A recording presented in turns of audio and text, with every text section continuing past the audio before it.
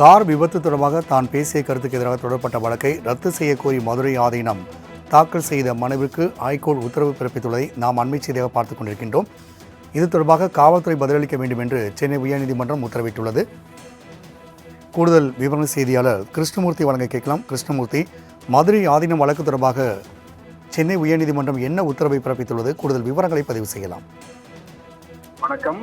தனக்கு எதிரான வழக்கை ரத்து செய்ய கோரி மதுரை ஆதீனம் தாக்கல் செய்த மனுவிற்கு தற்போது காவல்துறை பதிலளிக்க சென்னை உயர்நீதிமன்றம் உத்தரவிட்டிருக்கிறது.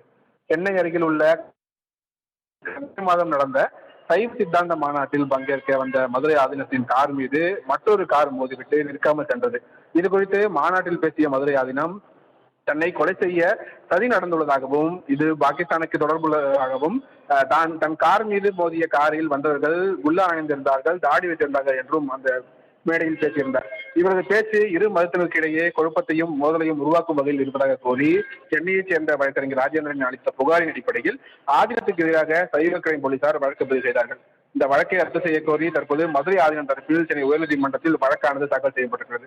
அந்த மனுவில் விபத்து குறித்து ஊடகவியலாளர்கள் எழுப்பிய கேள்வி மட்டுமே பதிலளித்ததாகவும், தனது தரப்பில் இருந்து எந்த அறிக்கையும் வெளியிடப்படவில்லை எனவும் அதில் தெரிவிக்கப்பட்டுள்ளது. இரு பிரிவினருக்கிடையில் மோதலை ஏற்படுத்தும் எந்த உள்நோக்கத்துடனும் இந்த கருத்துக்களை தாம் தெரிவிக்கவில்லை எனவும், தனது கருத்துக்களால் எந்த ஒரு வன்முறை சம்பவங்களும் நிகழவில்லை என்றும், தன்னை துன்புறுத்தும் நோக்கிலே இந்த வழக்கு பதிவு செய்யப்பட்டுள்ளதாகவும், எனவே இந்த வழக்கை ரத்து செய்ய வேண்டும் என்று அந்த மனுவில் அவர் கோரிக்கை வைத்திருக்கிறார்.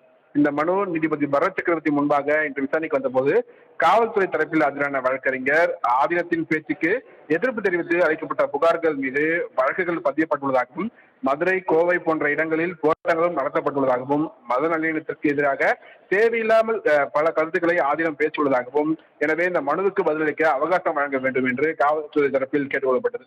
காவல்துறை தரப்பு இந்த வாதத்தை ஏற்றுக்கொண்ட நீதிபதி ஆதீனத்தின் மனுவுக்கு பதிலளிக்க காவல்துறைக்கு உத்தரவிட்டு விசாரணையை ஆகஸ்ட் 14ஆம் தேதிக்கு தள்ளி வைத்திருக்கிறார். ராம்குமார். தகவலுக்கு நன்றி கிருஷ்ணமூர்த்தி.